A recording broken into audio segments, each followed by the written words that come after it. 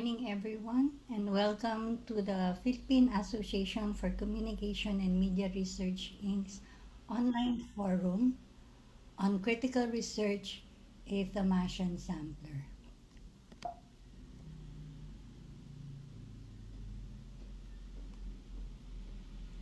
Two dominant approaches to communication research is empirical communication and the critical school.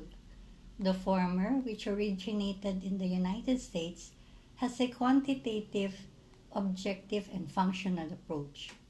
Research concentrates on the possibilities of the media and media effects. The critical school has a much wider scope than the empirical school.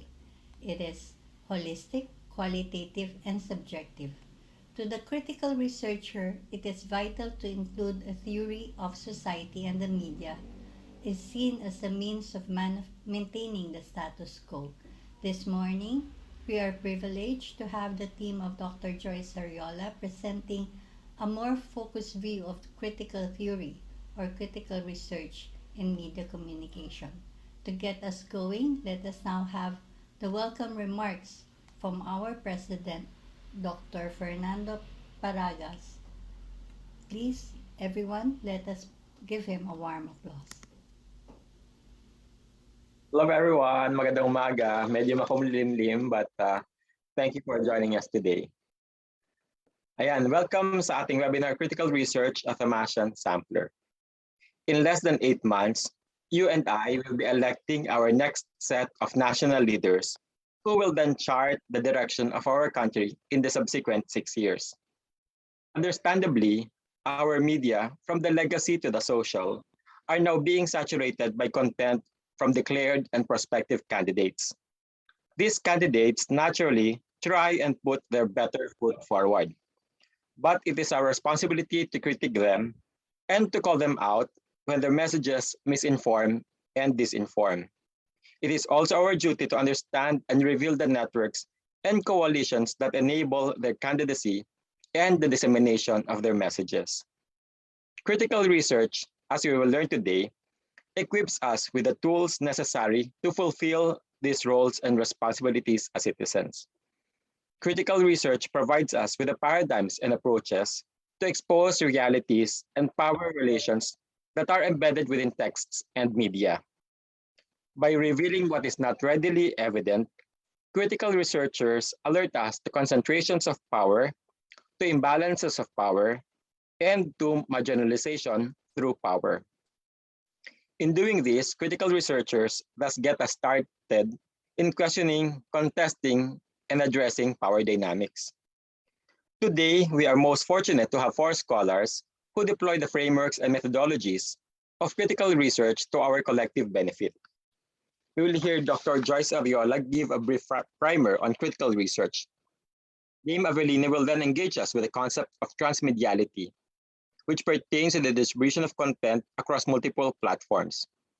Carla J Martin will discuss how romantic comedies are a Filipinized genre through his analysis of their characters, setting, and conventions. Finally, Janice Roman will identify the symbiotic link between icon and place. You will notice that while Dame, Carla, and Janice refer to what may otherwise be classified as entertainment content, their studies, through theorizing and rigorous analysis, reveal something much greater about us and our media. You may find too that the concepts they explicate are potentially useful in our efforts to understand the messages that are now circulating as regards the upcoming election. From the transmediality of the candidates' messages to foster electoral engagement, the Filipinization of political communication, and the constant intersection between the candidates themselves and their place of origin. I hope you will ponder upon your takeaways from our webinar today, reflexivity being one integral component of critical research. And I further hope we will have the opportunity to hear your comments and questions and to have you as one of our presenters in a future webinar. Now, please next slide. Now let me invite you to the National Communication Research Conference, which the UP Department of Communication Research is organizing together with the PACMRI, the Philippine Association for Communication Education, and the Philippines Communication Society. To be held this November 12 and 13, this year's NCRC has the theme Breaking Through Outbreaks and Breakdowns, Researching Communication and Media in the Pandemic. For details, please visit the Facebook page at NCRC Philippines. Next slide. The registration for the conference is now open with early bird rates of 250 pesos for senior high school students, 350 for undergrads, and 750 for graduate students and faculty members. From 115 abstracts submitted, 11 papers have been selected for competition, and 41 others have been accepted for presentation. It promises to be a very exciting event for all of us research enthusiasts. I would also like to invite you to our next webinar on the afternoon of October 27, during which we will have the opportunity to converse with two living legends of Philippine communication research and practice. Details will be shared at the end of this webinar. In closing, I would like to thank Dr. Joyce Ariola for organizing our webinar, to our speakers for braving being here with you this morning, and to Dr. Gwynetta Pusta for serving as our moderator, and to the Thomasian community for its pursuit of criticality in media studies. On behalf of the entire PACMRI, I also offer my condolences to the Thomasian community on the passing of one of its most esteemed alumni, national artist Benvenido.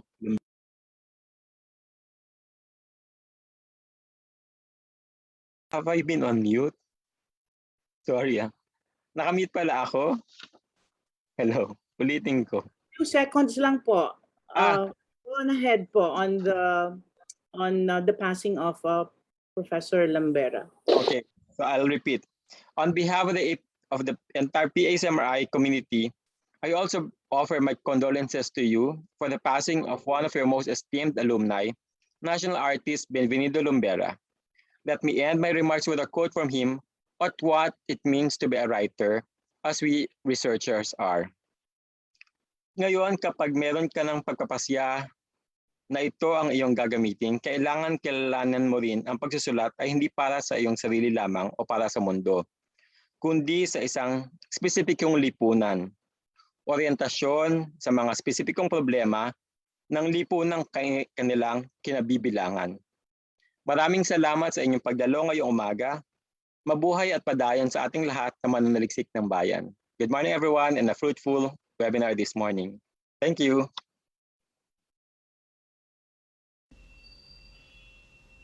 Thank you, Dr. Nan. Just a few reminders, please, for this online forum. Kindly use your full name as your screen name to verify your attendance. And please keep your audio and video on mute. And type your questions or comments in the chat box. For Zoom participants, you may also raise your hand to be acknowledged by the moderator. All right. Let me now introduce our first speaker. Dr. Joyce Ariola is a professor of communication and literature at the University of Santo Tomas. She is a regular member of the National Research Council of the Philippines, Humanities, Division 11 for Humanities. And currently, she is the Director for Research of the Philippine Association for Communication and Media Research. Her research interests include postmodern and post-colonial media and cultural studies, cinema studies, and adaptation studies. Ladies and gentlemen, please welcome Dr. Joyce Ariola.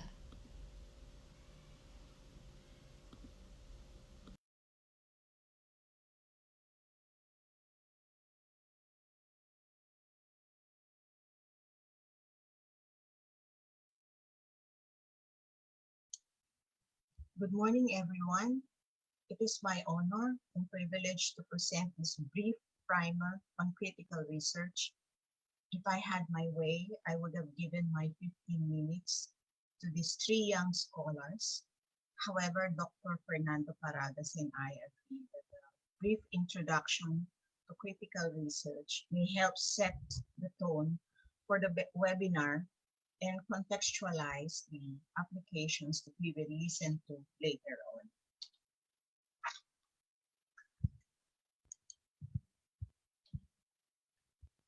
Critical research is the term given to a body of theoretical knowledge, conceptual frameworks, research methodologies, and methods of analysis that have sprung from the critical tradition in communication and media studies. The roots of the critical tradition go a long, long way to Aristotle's rhetoric, or the art of persuasion, which is also considered as the oldest communication theory. Aristotle laid down three rhetorical proofs, namely logos, or the logical design of speech, ethos, or the ethical proof of the speaker's credibility and character, and pathos, or the emotional effect of the message. Aristotle's society, then transitioning from oral to written, set forth the first ever analysis of human communication, and thereby a tradition that will eventually be influential to the critical understanding of communication, or the humanistic view of communication and media. The subtitle of this webinar is A Thomasian Sampler, and this can be explained in two senses. Firstly, the presenters are graduates of the University of Santo Tomas Graduate School MA Communication Program. One of the foundational courses in the UST Graduate School is the course St. Thomas on Critical Thinking, which aims to re-examine Thomistic philosophy within the context of contemporary theories on critical thinking and argumentation. We know from our study of philosophy that Aquinas synthesized classical knowledge, particularly Aristotelian doctrine of arriving at knowledge through sense empiricism. Aristotle influenced on St. Thomas Aquinas, who developed a philosophical system based on the critical method. Under this philosophical system, reason is used to argue and to arrive at a proposition, truth. The greatest philosopher of the Middle Ages was also one of the Church's greatest doctors whose theological works shaped Thomistic education's motto of faith through reason. This will also explain the attraction of UST students to the critical method. St. Thomas' teachings and the classical liberal tradition of UST are hospitable to the classical critical tradition. The contemporary critical theory currently under discussion may be quite different from the Thomistic understanding of such terms. In terms of ideological roots, utility, and methodology. But it somehow still bears traces of the emphasis on evidence and its prescription for the processes of mental cognition. Critical theory today is of two applications. One is critical theory, spelled in smaller c, which refers to a body of theories that draw arguments from actuality, from the social environment, and the contending forces that fuel its operations. The other application of critical theory is critical theory of the Frankfurt School, spelled in bigger cases C and T, and is used as proper noun to the theoretical works of neo-Marxists such as Max Horkheimer, Theodor Adorno, Walter Benjamin, Herbert Marcuse, and the like. Of the first application, critical theory of the lowercase c, one may say that research is deemed conducted in two senses: critical social sciences and critical humanities. Critical social science is rooted in the Marxist tradition, which means that the material conditions, that is, historical and social, determine the subject of inquiry. The classical Marxism of Karl Marx and Friedrich Engels influenced the critical understanding of the cultural industry and the political economy of communication and mass media. its latter-day manifestation is felt to be a strong link between communication and social action, or even social change dynamics. Critical humanities, however, came in the wake of the dissolution in the belief in the centrality of liberal humanist assumptions of the Enlightenment, and the doubt in the essentialist and totalizing notions of freedom, beauty, taste, and truth. These are now seen to have been destabilized from the center, and a so-called hermeneutic of suspicion has replaced them. These essentialist notions have now been put into a dialectic frame. Critical social science and the critical humanities, when applied to communication and media studies, deploy theories and analytical tools drawn from structuralism, semiotics, deconstruction, psychoanalysis, feminism, queer, post-colonialism, and other methods that address notions pertaining to binary opposites, sometimes dichotomous relations such as patriarchy and the woman question, totalization, and opposite notions such as decentering, leveling of hierarchies, non-commensurability, counter-hegemonic oppositionality, anti-logocentrism, and heterotopia. A master narrative and alternative marginal narratives, normativity and heteronormativity, queer, gender performance, and the like. The Frankfurt theories continued where the classical Marxists left off, beginning with the work of Max Horkheimer, Theodor Adorno, and Herbert Marcuse for the Frankfurt Institute for Social Research in 1923. The critique of social institutions and their respective ideologies and how they shape ideas in culture. This later transitioned into the work of latter also called neo-Marxists, such as Walter Benjamin, Jürgen Habermas, Raymond Williams, and Antonio Gramsci. The neo-Marxists extended the ideas of classical Marxism on class into the realm of mass media, mass society, and popular culture. The work of Jürgen Habermas on universal pragmatics, for example, conceives of the interrelationship between work, interaction, and power. His work on universal pragmatics centers on the role of communication in negotiating for a healthy balance between the public and the private sphere. The neo-Marxist significant relations of the Frankfurt scholars consider the contradictory impulses that govern communication in media studies. Theodor Adorno's doubt for the Enlightenment project brought by the culture industry. Raymond Williams' analysis of the mode of production as the proper context for the analysis of a mass-mediated culture. Walter Benjamin's somewhat welcoming attitude toward mechanical reproduction and how it levels the field between high culture and popular culture. Stuart Hall's prescription for encoding and decoding the surface and deep structures of communication messages. Roland Barthes' analysis that unmasks deep structures and meanings in the larger scheme of cultural signification. And Michel Foucault's understanding of the archaeology of discourse as key to unlocking the role of power structure in people's lives. In the critical realm, all theory is research, and all research could become a theoretical frame.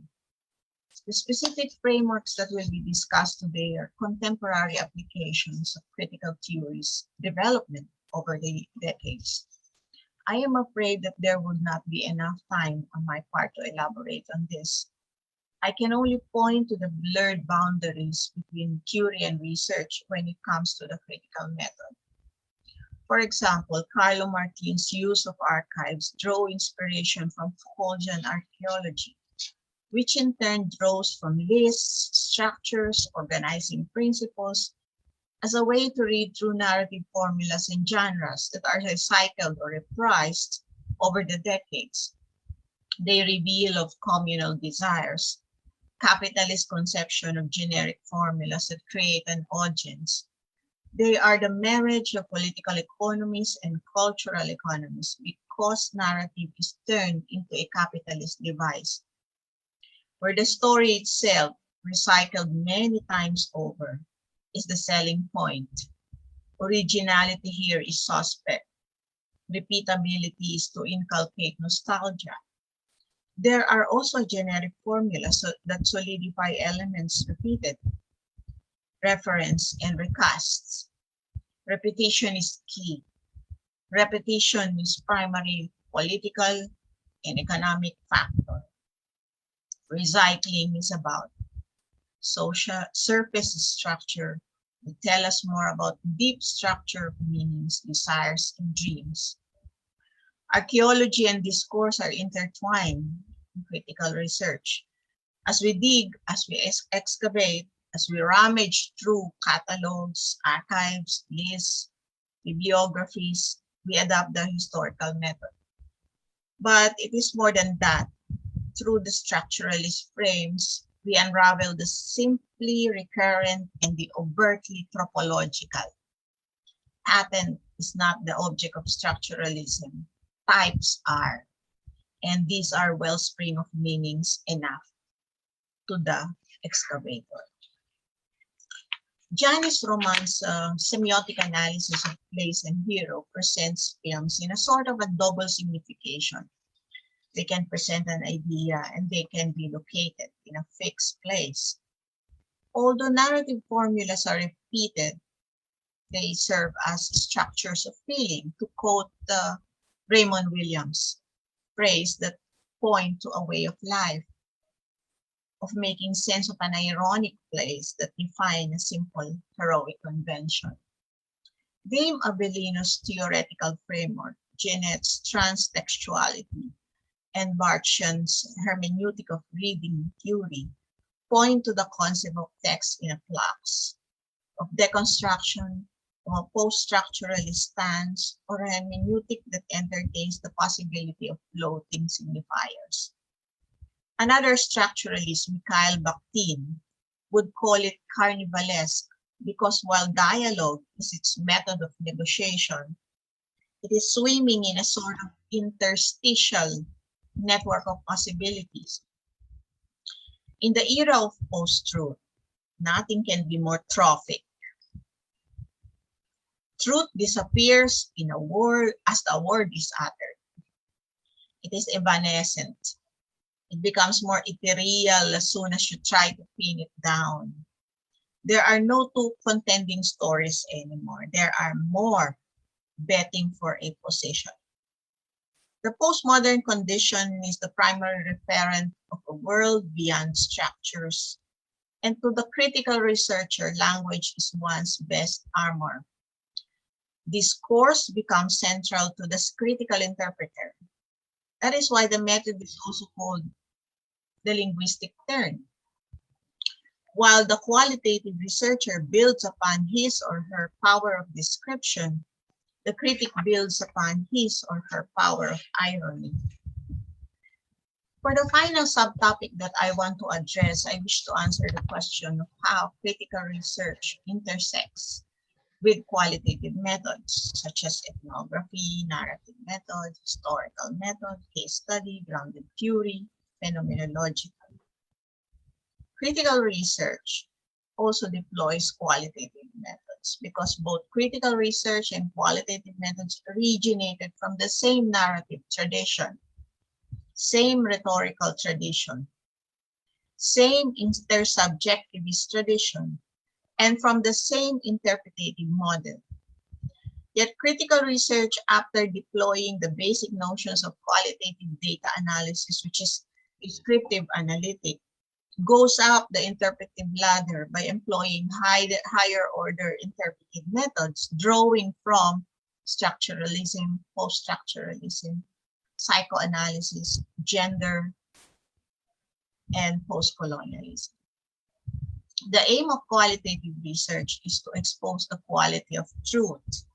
The aim of critical research is to critique one's assumption about the objectivity and also the subjectivity of the truth. Critical research adopts a reflexive attitude, oftentimes clinging to negative hermeneutics, to unravel a skepticism over received assumptions in the hope of improving upon this. I am afraid that the time allocation this afternoon may not be sufficient to deliver my task of giving a primer to these three applications. I would like to reiterate nonetheless the varied and sometimes contradictory stances of critical research. It is about theory and research at the same time. It is about structures and deconstruction. It is about encoding and decoding. It is about abstraction and taking action. It is about insight and ambiguity. Critical research is not much about finding a fixed model. It is about the attempt to find a fix to something that is ineluctably dialectic and contrapuntal. It is not so much about finding a resolution as much as contemplating about how that may be possible. My final word in this presentation is focused on indigenization of critical theory. It is perhaps high time that we articulate the critical framework using our own categories of thought.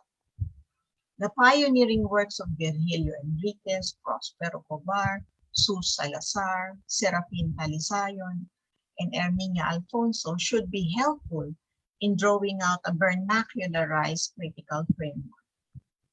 Their works may be more aligned with phenomenology and hermeneutics, and this could be melded with the pioneering critical discussions posited by media study scholars within our midst. This is still emerging, but in the long run, this may be able to give shape to a set of baseline indigenous concepts. I am hoping that this primer has given an adequate explanation, though abbreviated, of the complex terrain of critical theory that as we speak today continue to move in a state of flux and find a ground that will continue to open and inspire further articulations. Thank you. Thank you, Dr. Joyce. And just bear with me. I'm sharing my slide now. Okay, our next speaker is Dame Avelino. Just a minute.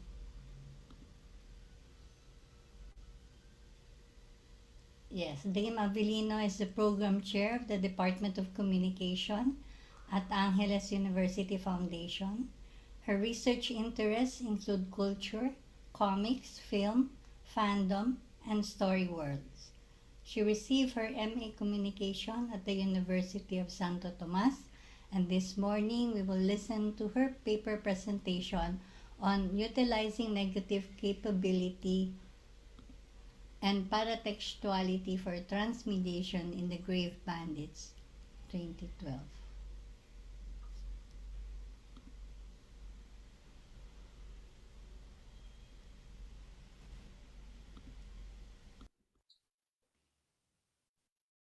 Hello, good morning. I would like to preface this presentation with a caveat that this research was written between 2014 and 2015. So anything that was released after 2015 are not included in the study. And there have been plenty of research published in transmedia studies ever since. With that said, my presentation is titled Utilizing Negative Capability and Paratextuality for Transmediation in the Grave Bandits 2012. So if you are an avid consumer of popular culture, you're very familiar with any of these series or universes: Marvel Cinematic Universe, Star Wars, Final Fantasy 15. What do these have in common? One answer is that they're not confined in one media platform. They have films, video games, novels, comics, and so on. So this particular turn in creating stories are afforded in this technological age. This is one part of what Henry Jenkins calls convergence culture, and it meets the increasing trend of immersion and investment from the audience towards a particular series which results in the media industry's increasing emphasis on aesthetics and not just profit. Because for consumers, it's no longer enough to consume the same content in different media. That's repetition. So what these media conglomerates have done is what Jenkins calls transmedia storytelling. Transmedia storytelling is the unfolding of a story across multiple media platforms, with each new text making a distinctive and valuable contribution to the whole. For example, a transmedia story may start with a film, then continue with a novel, and then a TV series, then comics. So in the earlier slide, MCU started with a film, interspersed with TV series and prequel comics.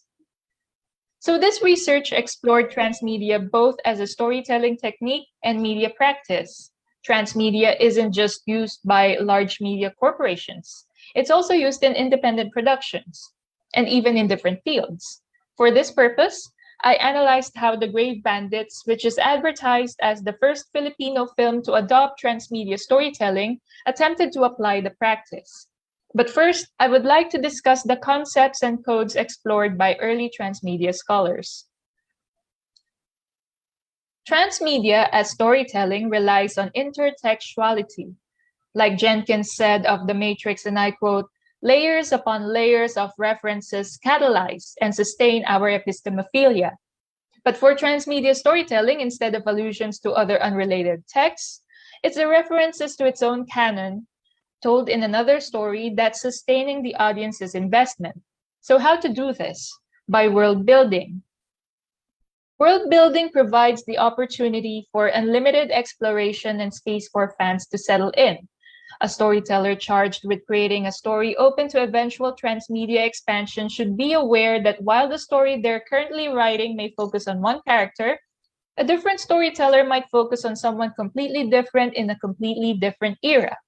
The trick is to build enough compelling texture, opportunity, and character into the larger world to bring audiences back again and again, no matter what media form future extensions may take, and to do it gracefully. So how do you do this? One trick used by a lot of transmedia storytellers is the use of semiotic codes. These codes open up gates where fans and audiences can continue consuming a transmedia story.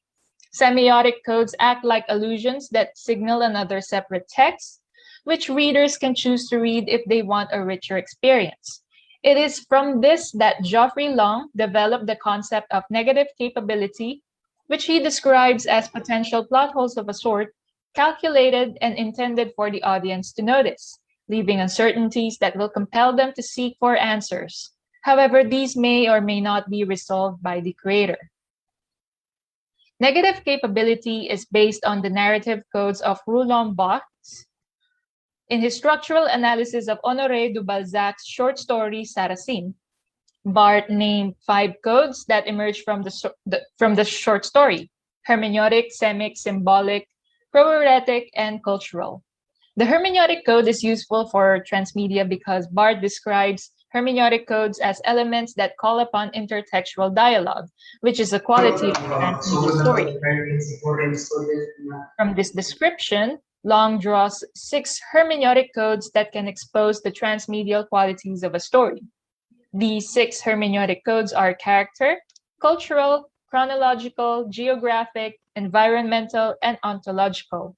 They emerge by asking questions about the plot and other elements of the text in question. However, negative capability functions only as a starting point.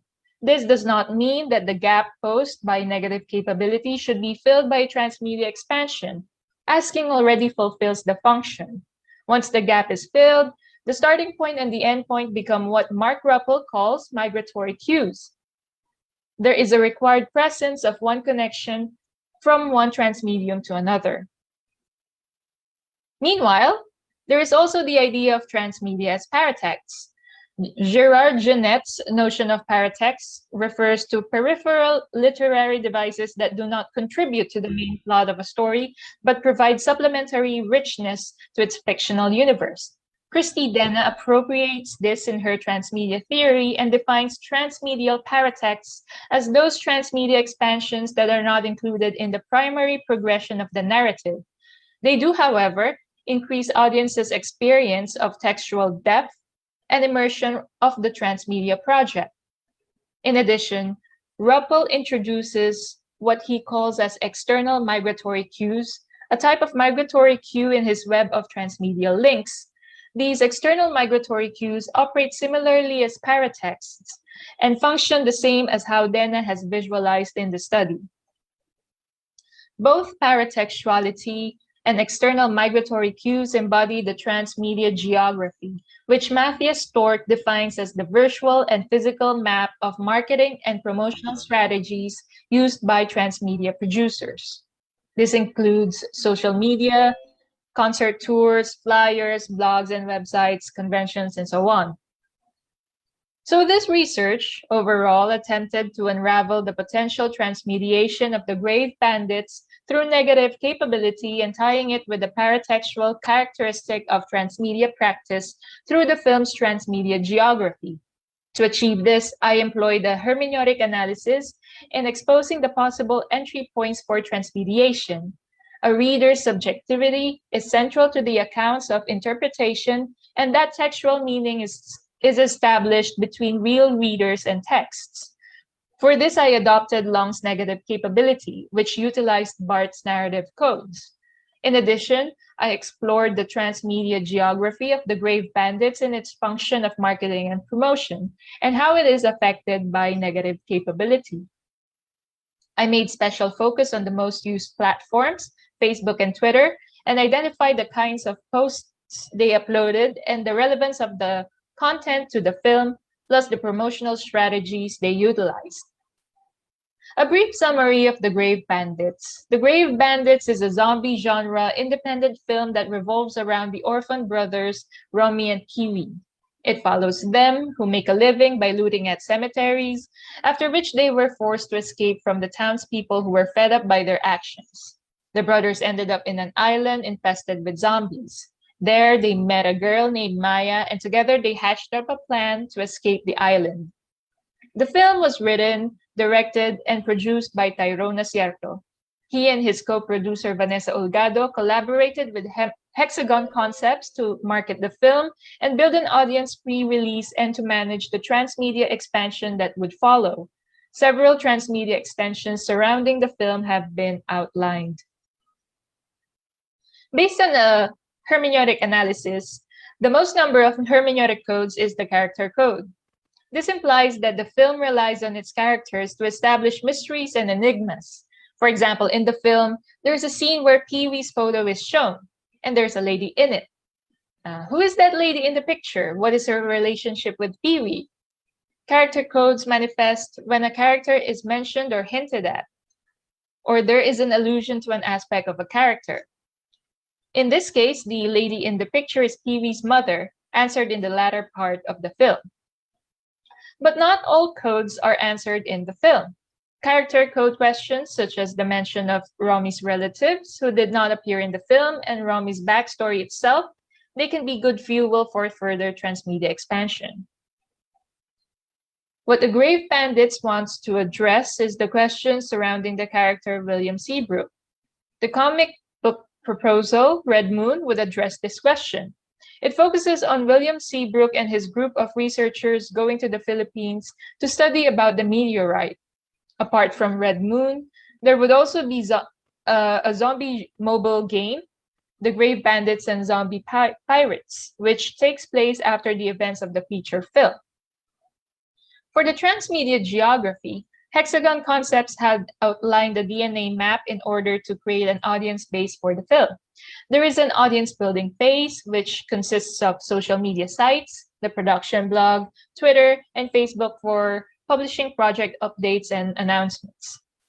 The Facebook fan page was used for official announcements and information about the film. The fan group, meanwhile, was used as a site for interaction among the actors and audiences.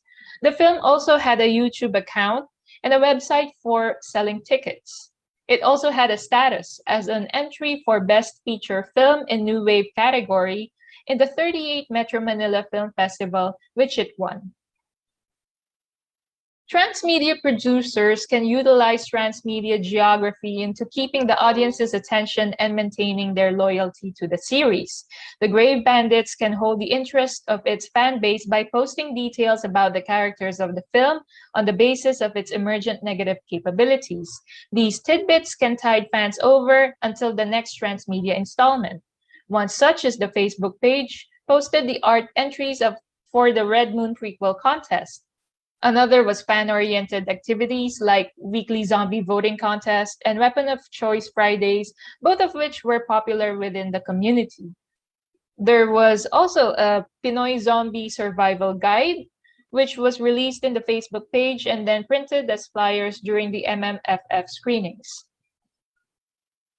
As texts outside the narrative, the Grave Bandits' transmedia geography also functioned as a paratextual epitext, which Jeanette treats as marketing and having a promotional function. This is what RUPL means when talking about external migratory cues, paratextual elements that do not necessarily contribute to the narrative of a text, but are supplemental to its context, including production and distribution aspects. In conclusion, the Grave Bandits' entry points for potential transmediation rested primarily on character codes. Character aspects such as backstories and hinted abilities are great ideas for further narrative expansions. Furthermore, transmedia geography is an effective platform for marketing and promotion of media products. Transmedia geography provides a space for audience engagement, keeping fans interested in the media. Additionally, it makes audiences and fans feel involved. Including consumers in decision-making is one important way of engaging audience.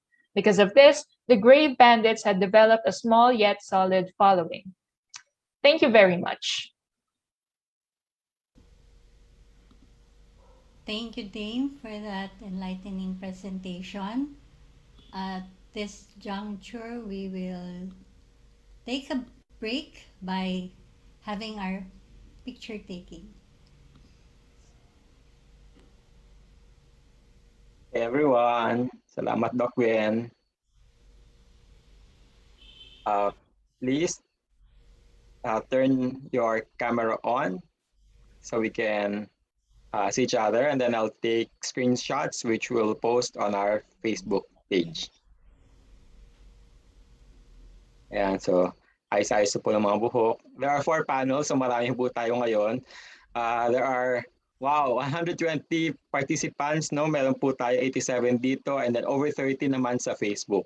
Maraming salamat sa pagdalo ngayong umaga. Ready na po ang ating mga sarili.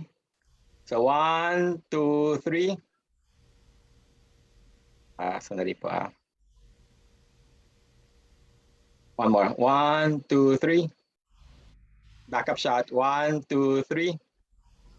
Please hold your smile because there are 4 panels. So, walong beses po kayong, there will be 8 times, no? So, second panel. 1, 2, 3. 1, 2, 3. Third panel. 1, 2, 3. 1, 2, 3. At last panel po. 1, 2, 3. 1, 2, 3. Yan. Maraming salamat everyone, and we'll post the picture in Facebook later. Salamat. Back to you, Dr. Gwen. Yes po, sir. Okay. Nakikita na ba sa screen? Ba't hindi lumalabas?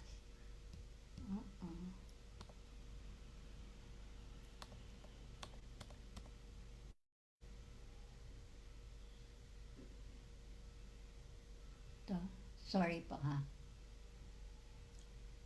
Nag-hang ng computer ko.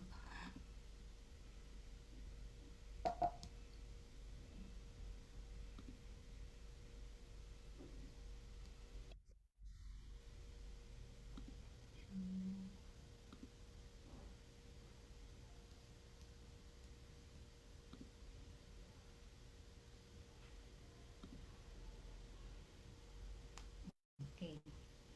Our next speaker is Carla J Martin, who is currently an executive officer at the Quezon City Government's Public Affairs and Information Services Department. Martin graduated cum laude both from his Master of Arts MA degree in Communication at the University of Santo Tomas in 2019 and a Bachelor of Arts degree major in Communication Arts from the University of East in 2013.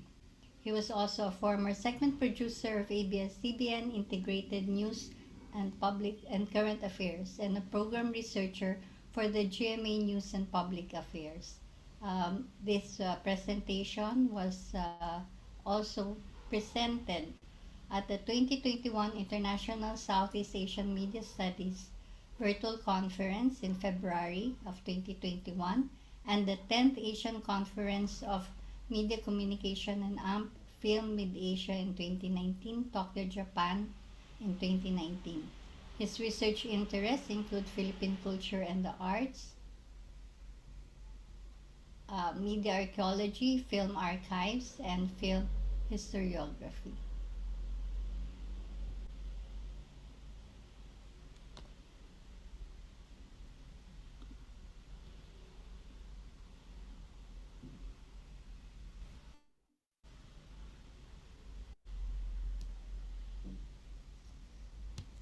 All right. Thank you so much, Dr. Pusa, for that introduction. And of course, before we begin, I would like to thank the Philippine Association for Communication and Media Research Incorporated, or the PACMRI, for inviting me over to present my paper alongside my fellow Thomasians, Ms. Avelino, Ms. Janice Roman, and of course, Dr. Joyce Ariola.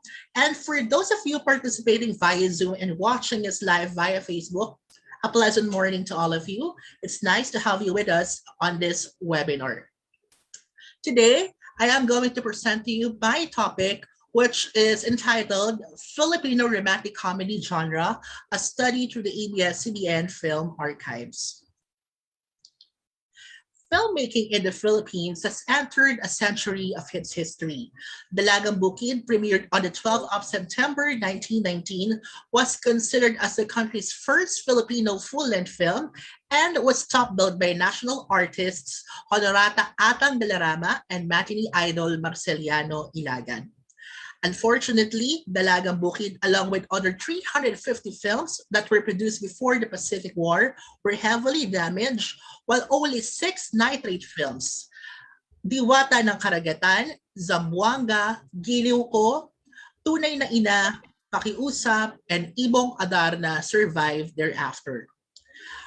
All these losses occurred because of the lack of archival initiatives in the country. It was only during the green era of martial law that the need for a national film archive found light. Hence, the establishment of the Film Archives of the Philippines, or the FAP. The FAP, however, was short-lived and was shattered later on after the dictator was overthrown in 1986. Since then, privately owned and non-government audiovisual archives in the country joined forces in a decentralized archival advocacy. Multimedia conglomerate ABS-CBN was also one of those private entities that participated in the said archival advocacy, following the establishment of the ABS-CBN Film Archives in 1994. At present, the ABS-CBN Film Archives is regarded as the country's de facto national film repository since it holds the most important and the biggest film collections in the country. In 2011, the ABS-CBN Film Archives teamed up with post-production company Central Digital Lab in a digital film restoration project which aims to bring new life to some of timeless Filipino movies. Now, in his essay entitled Problems in Philippine History, Bienvenido Lombera mentioned that through the creation of National Film Repository, the history of Philippine cinema can be understood.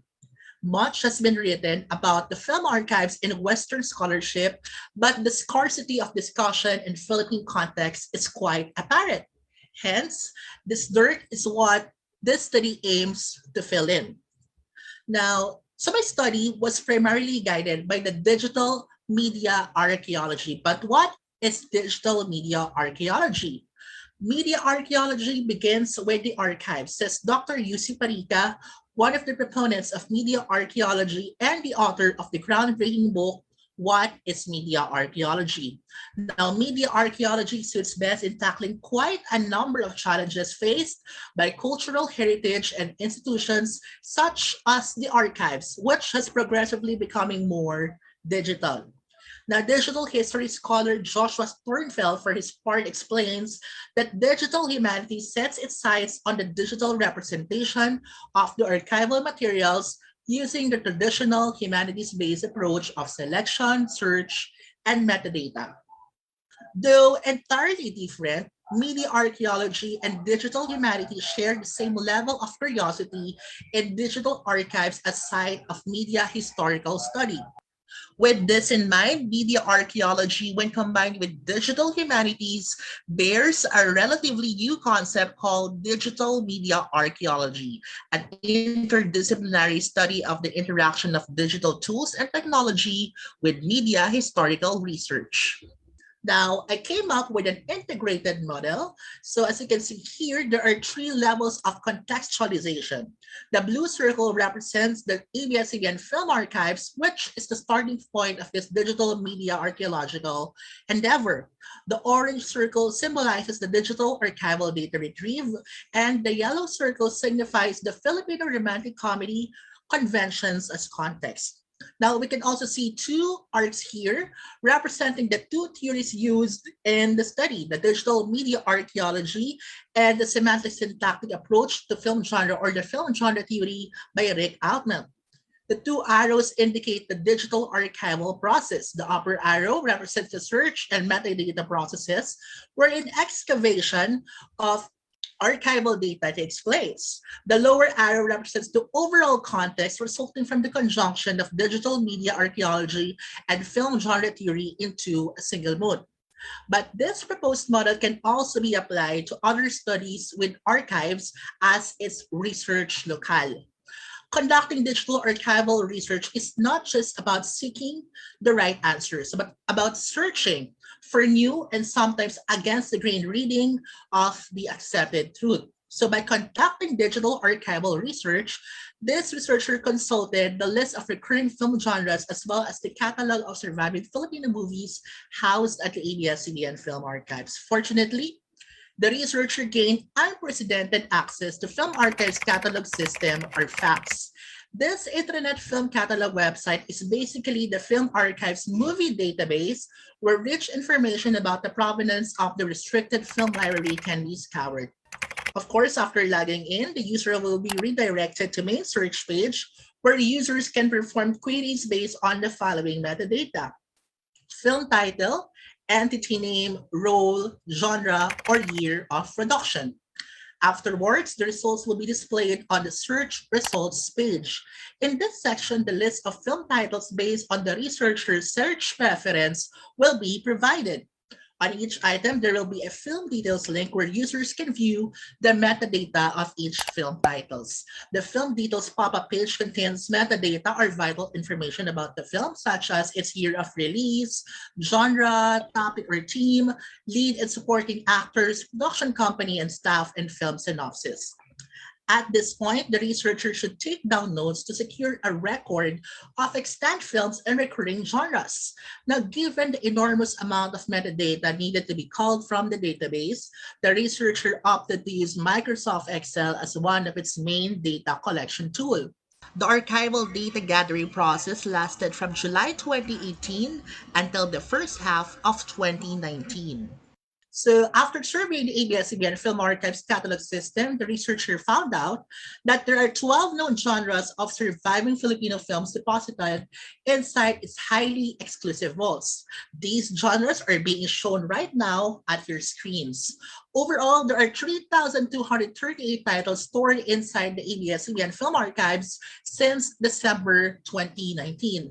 Now, let's take a look or let's take a peek into the number of films produced per genre. Now, as you can see here in our chart, action genre has the most number of films produced with 1,304 titles, followed by drama with 1,238 and comedy with 891. It can be recalled that the aforesaid genres were also the primary film categories during the first golden age of Philippine cinema in the 50s.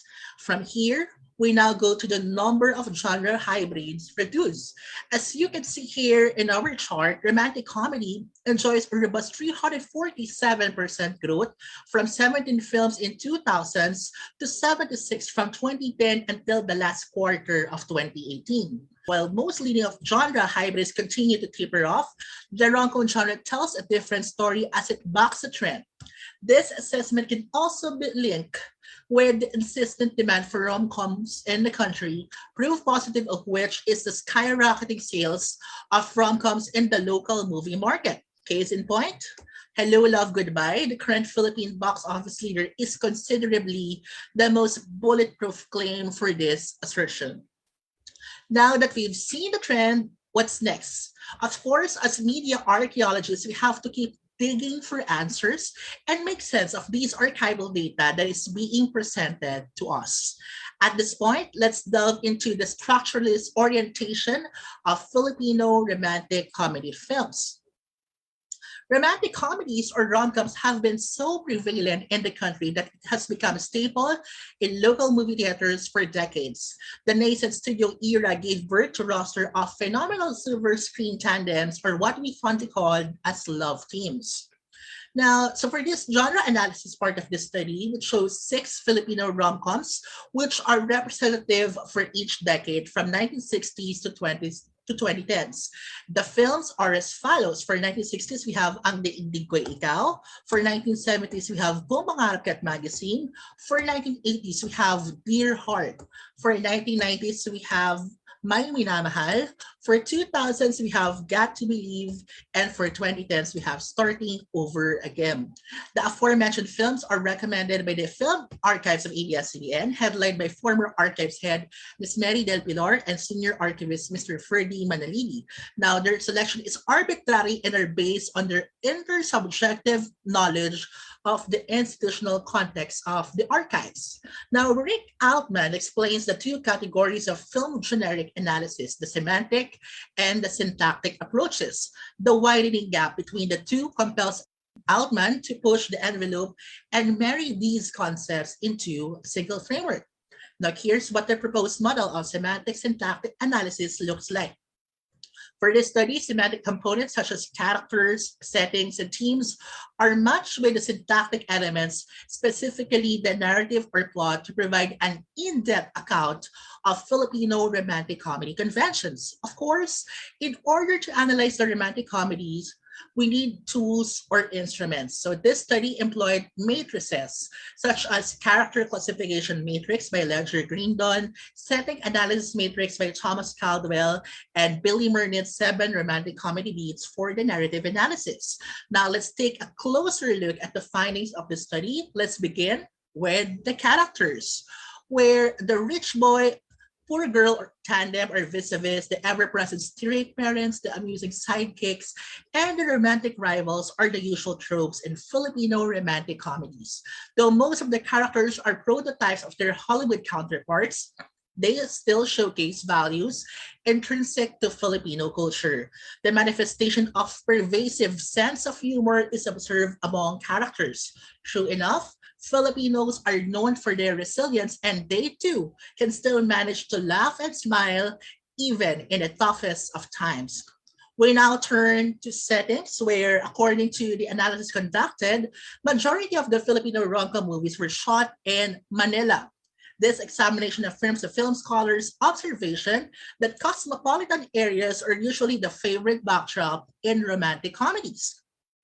For a tropical country like the Philippines, cold places like Baguio and Tagaytay are idyllic venues for romance. This claim is supported by a recent study by Hong Kong scientists, which uncovers the strong connection between physical coldness and psychological warmth. From here, let's discuss briefly the themes. It is also worth noting that most of the conflicts discussed by the selected Filipino rom-coms tackle familiar tropes such as love trials, love-hate relationship, and friendship, among others. Love triangle or romantic triangle is also a dominant iconography in the said genre. And finally, let's take a quick dive into the narrative. The rom-com narrative is categorized according to 7 plot beats: the chemical equation, cute meet, sexy complication, the hook, swivel, dark moment, and the joyful defeat. The narrative conventions of Filipino romantic comedy films follows the arc of its Western prototype as shown in the analysis conducted. But unlike its foreign counterparts, the happy ending meat is indeed a permanent fixture in Pinoy rom-coms. In recent years, however, most present-day rom-coms shy away from the conventional happy ending resolution, leaving the audiences hanging with an open-ended finale.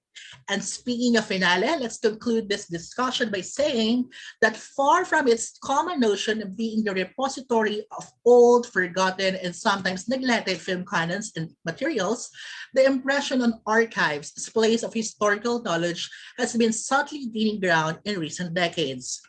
This archival research builds on the existing digital media archaeology theory, which has only scratched the surface.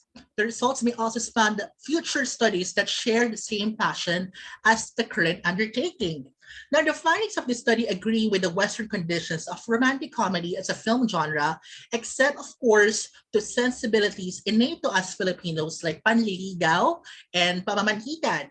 And finally, romantic comedy is a film genre merit study as it intricately portrays our social and cultural consciousness on love, courtship, and marriage central to human experience. And that wraps up my presentation this morning. I'm Carla J Martin, and this is my topic entitled Filipino Romantic Comedy Genre, a study through the ABS-CBN Film Archives. Thank you so much for joining us, and have a nice day all. Wow.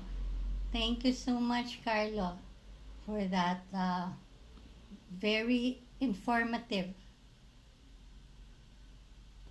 presentation.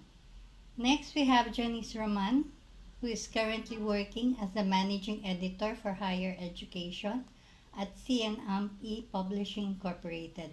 She is also a special lecturer at the Lyceum of the Philippines, University-Manila, where she teaches communication research, knowledge management, and gender and society. In December of 2020, she graduated from the University of Santo Tomas with a degree in Master of Arts in Communication, wherein her study entitled In the Claws of Tondo, the Convergence of Hero and Place as depicted in selected Fernando Jr. films, was conferred Meritissimus, or the highest merit of the USC Examination Tribunal. She is presently taking up her master's degree in Business and Corporate Communication at the European Business School of Barcelona. Okay, Janice, take it away.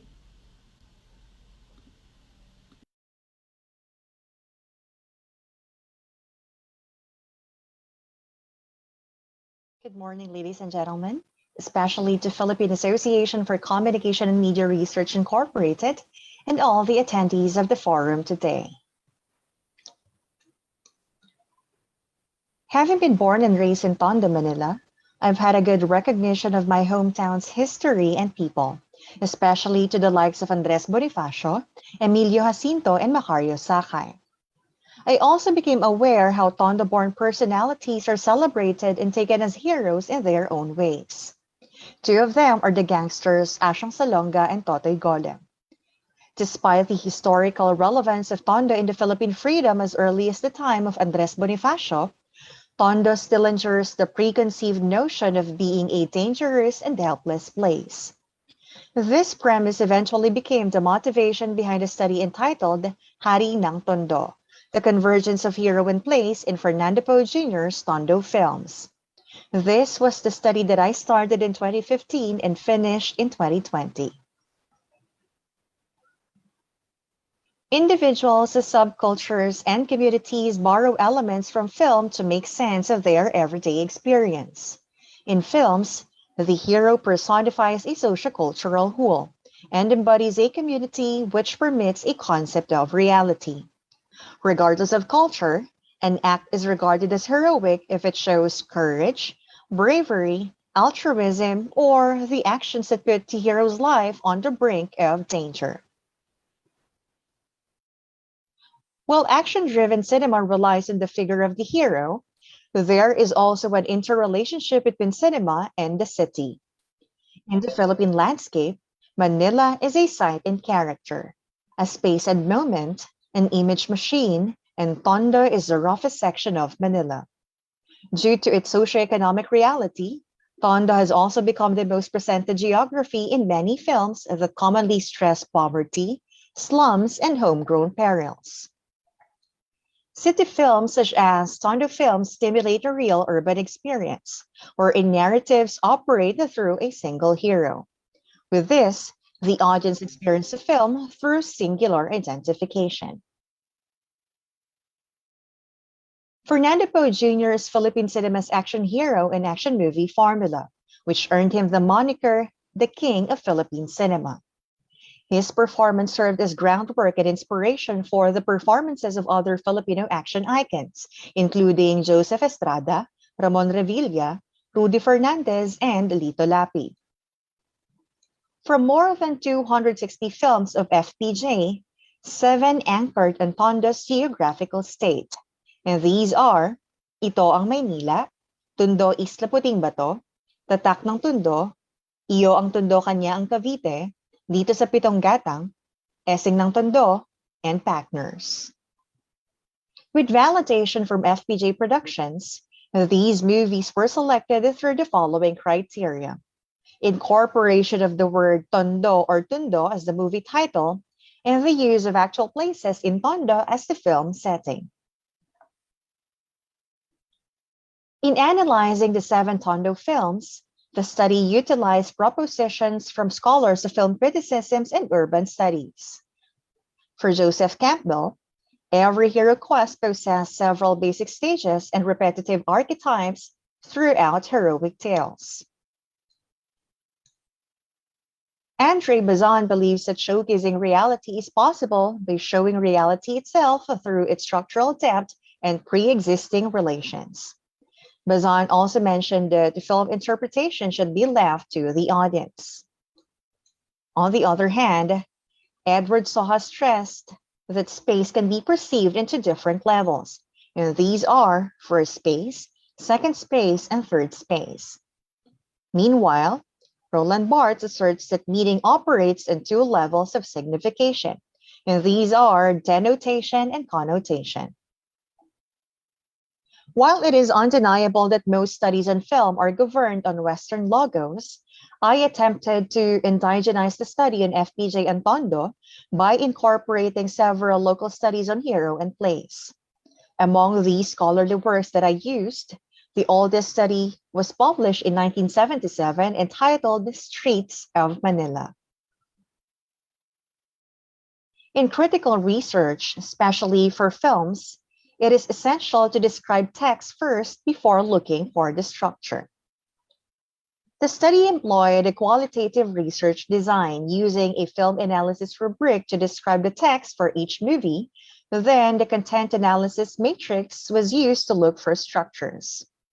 In the matrix, thematic clusters were formulated and divided into 3 parts. These are the attributes of the hero, cinematic realism, and myth-making. The image, story, and journey of FPJ have become staple attributes of other Philippine action movie heroes, making FPJ no different from other heroes in many cultures. In FPJ's Tondo films, dominant images represent a mostly male-dominated patriarchal society. These images reflect social ideals, values, and gender roles.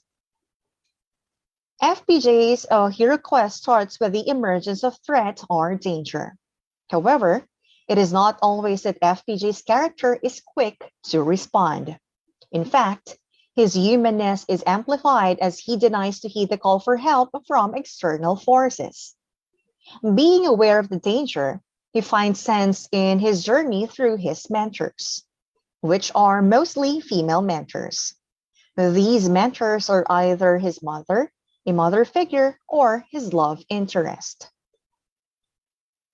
Generally, the tests and challenges in the Fpj hero's journey reveal social realities that cause direct harm to his loved ones, which reveals the hero's personal motivation to commit to the quest. While his loved ones are his motivation to becoming the hero, the same reason also causes the hero to revert to his human side because of doubts and fears. Throughout the hero's journey, rewards are given to the Fpj hero, but not in any physical form. Rewards are mostly abstract, which emanates the image of moral satisfaction. The Fpj hero's transformation exists in several stages throughout his journey, even after the reward has already been received. This only shows that the hero image is not absolute. Rather, it is a lifelong quest of choosing the good despite the inconvenience. On a macro perspective, the Fpj hero's journey confirmed Campbell's claim that some myths contain many of the stages, proving that the Fpj hero myth is universal. This study also paid attention on how Fpj and his movie performance become a semiotic sign. His story started off as an ordinary man who tries to survive the everyday life struggles.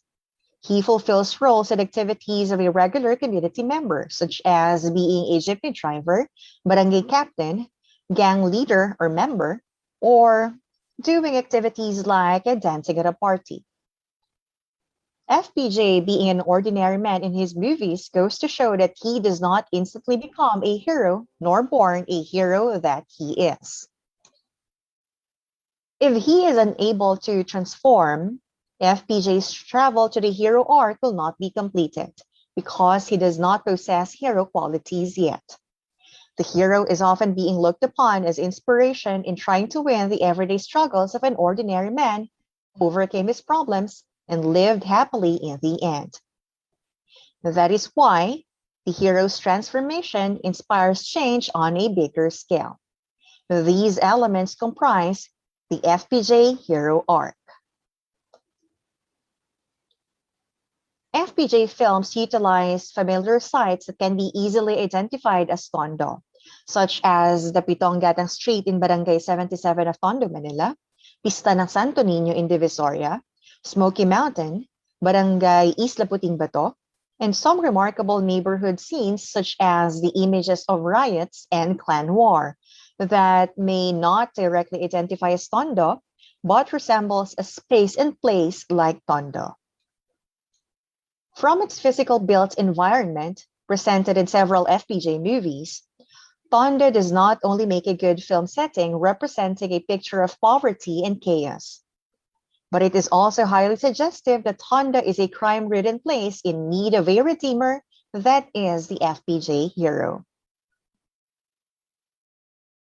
This study employed Edward Soha's trialectics of space, wherein everything comes together, and modernism emphasized history at the expense of geography.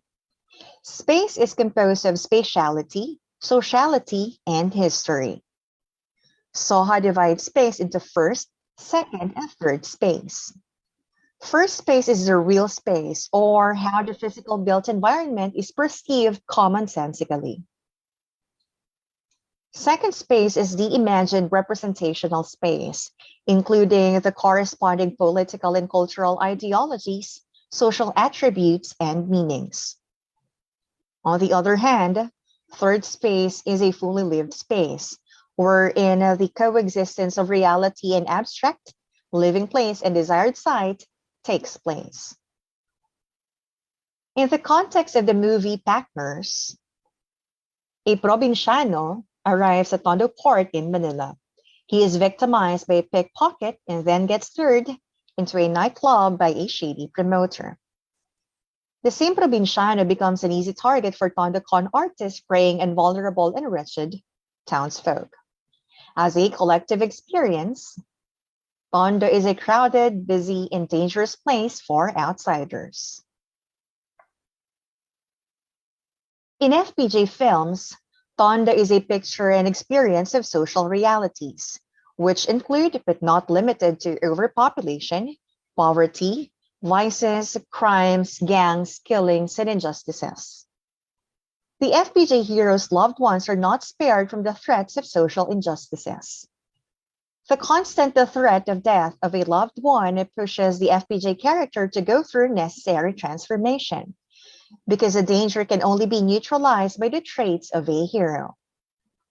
As FPJ is presented as one of the community's regular members, the FPJ hero is totally aware of the struggles of the people in his community, which is why he aspires to provide a better life not only for his family but also for his community.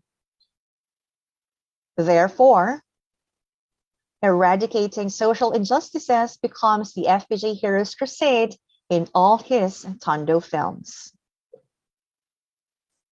In conclusion, while the dangers and conflicts that the FPJ hero encounters in his community reveal his heroic acts, FPJ's Tondo films do not fall short of revealing the hero's humanness. Aside from the dangers present in his community, problems encountered by the FPJ hero in his Tondo films are about his immediate family or a loved one. It is in domestic matters faced by the hero that an extraordinary being's weakness is revealed. Tondo is a looming image, a subject, a motif of social realities in FPJ films, a representation of the ordinary man's incapability of saving himself. To bring its glory back, it has to go out of desperation and fear and embrace necessary transformation. Tondo is an embodiment of a powerless individual incapable of self-salvation. In this regard, Tondo makes for a perfect setting in the process of developing and molding a hero who possesses the only qualities capable of saving those who are powerless outside.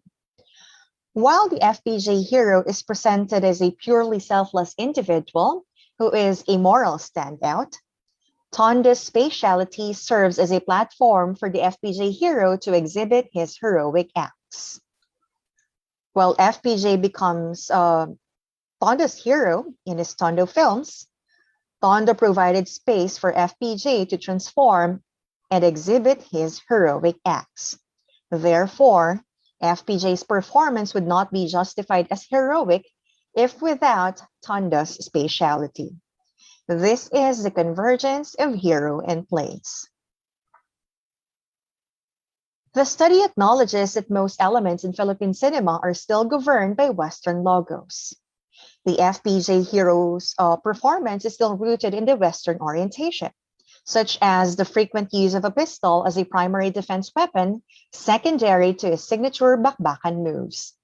Therefore, localizing the hero concept entirely in the film industry may take a long while, especially if there is a little to no attempts of indigenizing the hero into authentic Filipino imagery. Again, this has been Janice Roman, the proponent of the study Hari ng Tondo, the convergence of hero and place in Fernando Poe Jr.'s Tondo films. Maraming salamat. Thank you so much, Janice. We do concur with your panel that indeed this research is worthy of being granted the Meritorious Award. At this juncture, we now open the floor for question and answer in our forum. And allow me to read from Dr. Beatriz Lapa. It's a comment. Just to share, as a gamer, game developer, game studies researcher, this is really interesting to me because I did watch the Final Fantasy 15 prequel movies and animation before playing the game. Thanks for putting up the FB Live so I can get back to the topic when I need a refresher. Yes po, Dr. Lapa, PACMRI always make sure that our attendees can, from time to time, review the post. And I'm just looking for the follow-up question for Dane. Here, follow-up question from Dr. Lapa for Dane. Does the existing community affect the content of the franchise future release? Hi, Dr. Lapa. Thank you for the questions. Just like the defense all over again. um, Hindi naman. Maybe please request all panelists to turn on their videos so everyone can view you. I suppose it depends on the fandom po. Independent media or smaller media would benefit from reaching out to their community and fandom, since this would help them maintain their following and ensure their success. Larger media and corporations like Disney, Sony, not so much, since the fans are very loyal to them. However, there are instances po of fandom reacting to the media producers, and sometimes there are backlashes. Right now, all I can think of is the Sonic, the movie, last year. So if you remember, there was a backlash when the first trailer was released because the character designs were uncanny. So they delayed the release and then redesigned the characters. So uh, there yun po, it's important to have the fandom for the feedback and the maintenance of their loyalty. But sometimes, whenever there's some mistakes from the media producers, the fandom would always air their grievances. So parang dapat maganda po yung relationship niya with each other. Yun po. I hope that answers your question, Dr. Lapa. Thank you, Dane.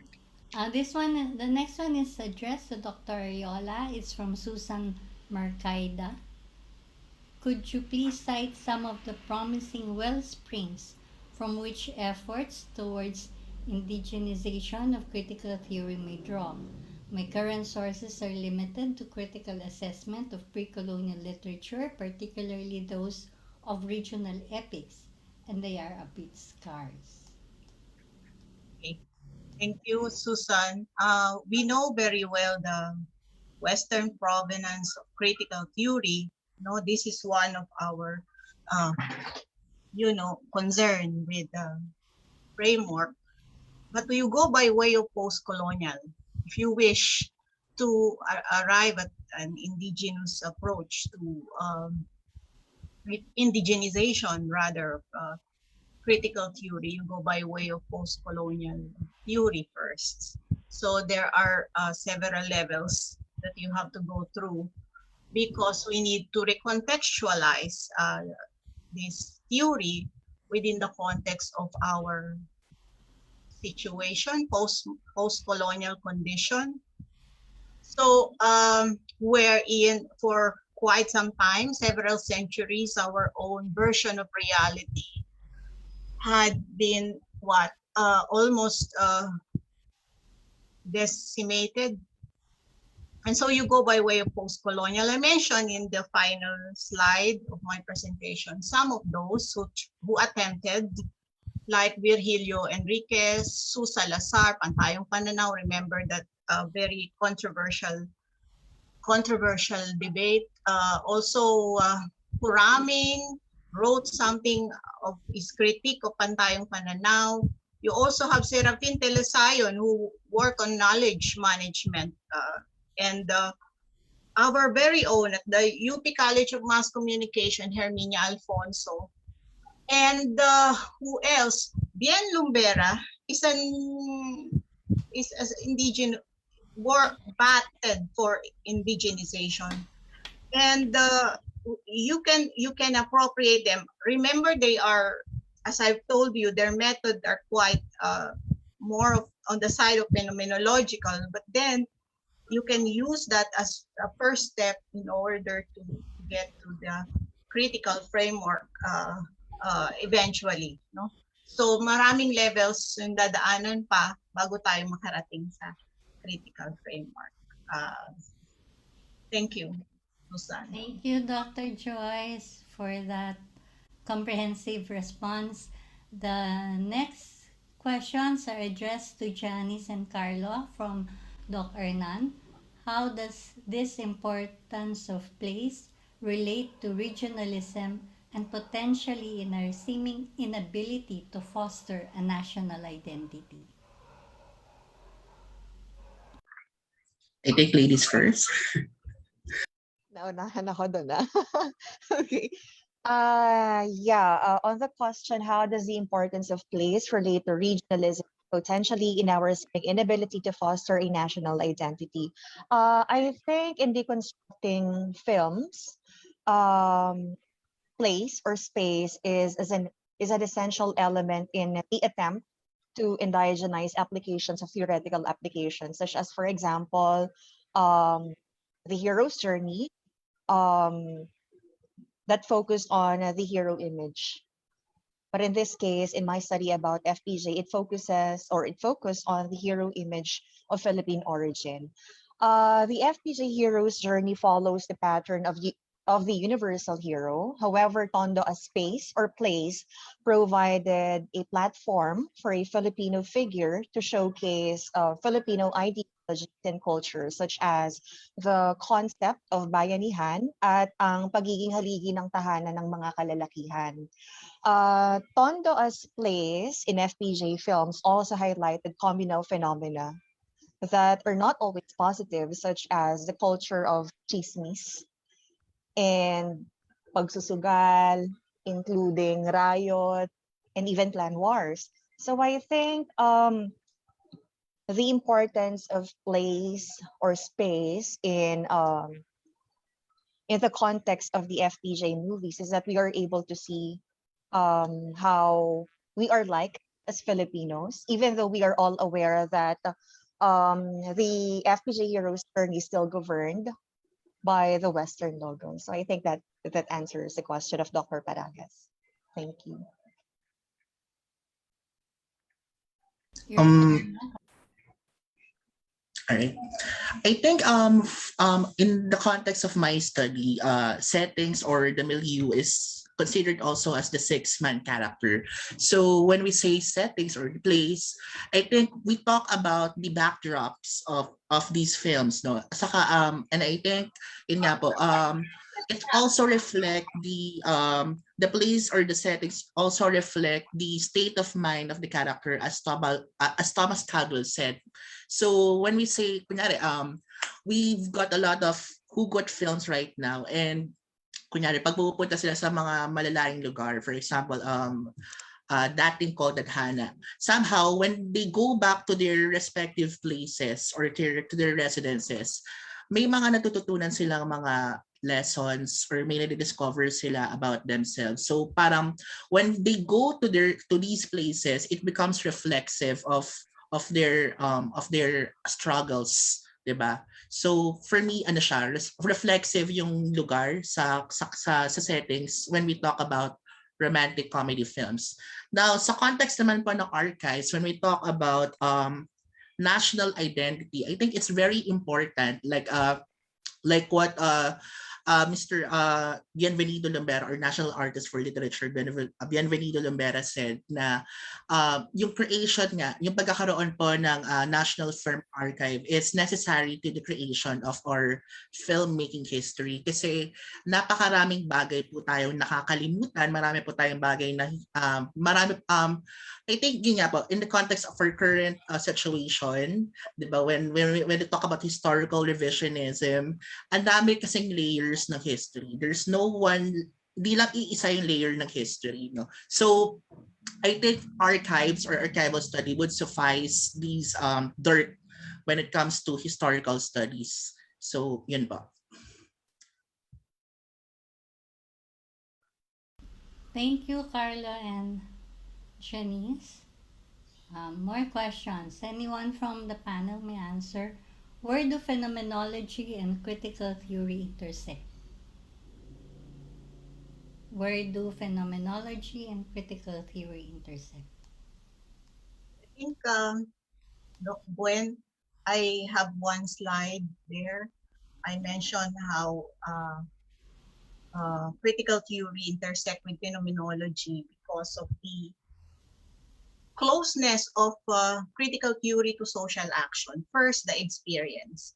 Understand the experience, and that's phenomenology. But then that's phenomenology and hermeneutics are more allied with qualitative research.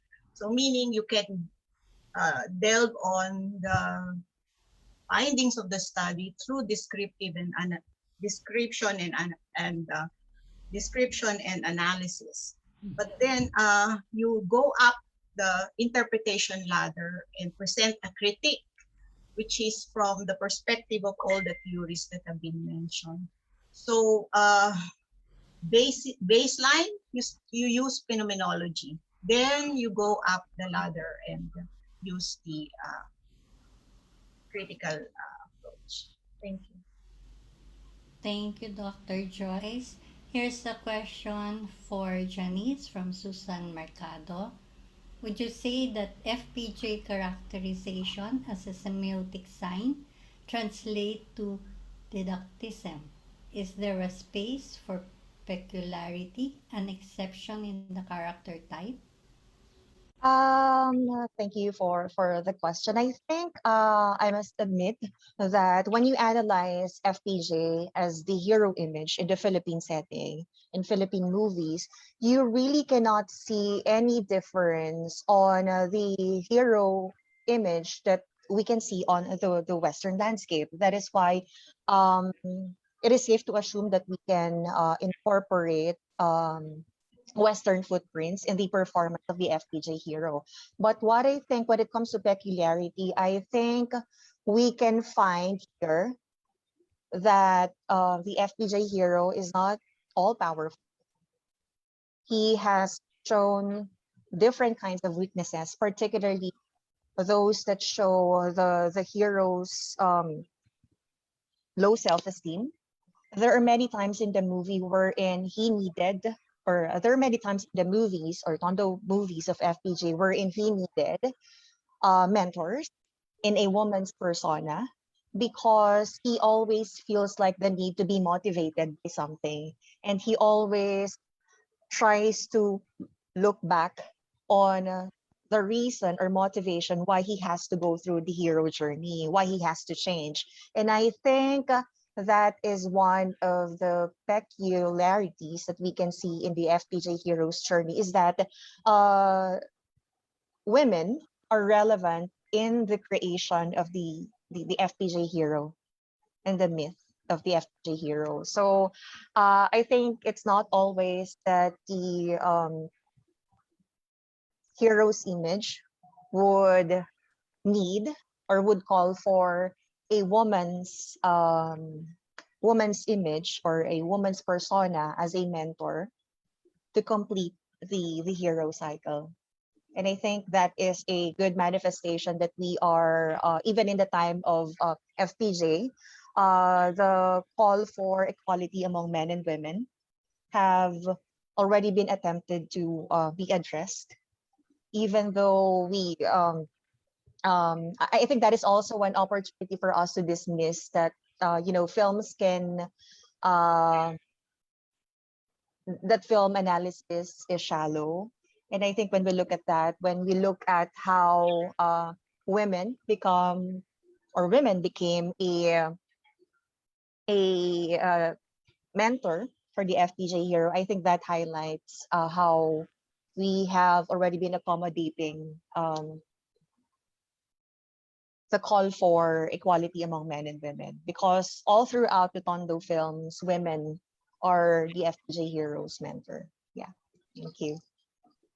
Thank you, Janice. This one is for Dane. Apparently, Jomar Soriano has interest in conducting research regarding the transmedia storytelling of anime from manga, printed animation, and film. And his dilemma is that sometimes there are audiences, viewers, and readers feel disappointed on the effect of transmediation to the original content. So, is asking you, are there possible solutions to minimize the impact of transmediation and polymediation on the shifting of the contents of the original source? And what are the common problems that a producer or franchise may encounter due to transmediation or polymediation? Hi, Jomar. Thanks for the question. Nice of you to choose anime and transmedia as your research topic, no? Fellow anime lover. Yeah, for the first part, I think that's more adaptation. So transferring one media text to another, but there are different kinds of adaptation as well. We have faithful adaptation, which is being exact from the original text, and then we have loose adaptation where it's just a spiritual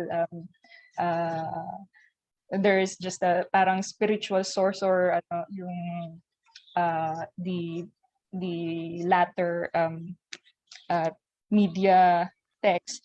I think although there are some instances nga na there are fans that are dismayed when for example, this particular manga has been adapted to an anime or a film, and then they're not really that accurate. Or I think that's yung Shingeki no Kyojin, right? The anime and manga, and then it's adapted to a live action film. And then a lot of people are not really that happy with regard to that, because I think there was a difference in the story, and it's not that loyal ba or sa original text, sa original form. Wala na ako sa ano.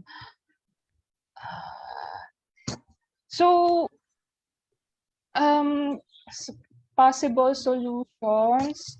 I think one solution is to have a general author. So it's not siguro in adaptations you have to consult with the creator themselves. And then if you're a transmedia creator naman, you have to have a one parang overarching creator. We call that transmedia czar. So they oversee the different productions of media, of different media platforms. So para for the consistency of the narrative and the canon. For the problems, common problems, I think yun nga, the problems of different writers, multiple writers. We can see that in superhero comics like Marvel and DC. So there will be inconsistencies and retcons. Some fans are not happy about that. Some are just okay with it. And then there's not a unified narrative in that regard.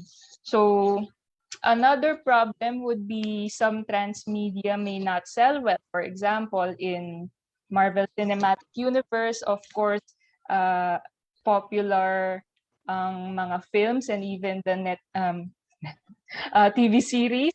But there are actually prequel comics, like in Infinity War. There are meron 3-issue na prequel, but I think they're not that well known. So yun yung that's one problem or concern. And of course there may be fatigue from the audience because of the effort of the fans and audience to sample all media platforms. So some may not be interested in reading comics but are only interested in watching the film. Of course, that on their part, that would also mean that they're going to shell out more cash. So magastos din kung isa-sample niya lahat. So those can be the problems in transmediation. I hope that answers your questions. Thank you, Dave. I certainly agree in most points, no? You were able to tackle this question. This one is addressed to Janice from John Halcon. Is the correlation between the hero and the place, such as Fpj and Tondo in those movies, did it also create the imagery of Tondo as poverty, overpopulated, and crime-centered location? Can we say that its focus on the place made Fpj the hero image in these movies?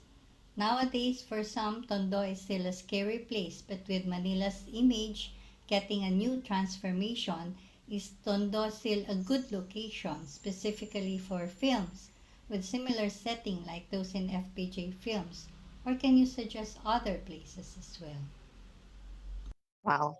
Actually, kanina ko pa po tinitingnan yung question niya doon sa chat box. But I think it is one of the things that I was able to address in my study.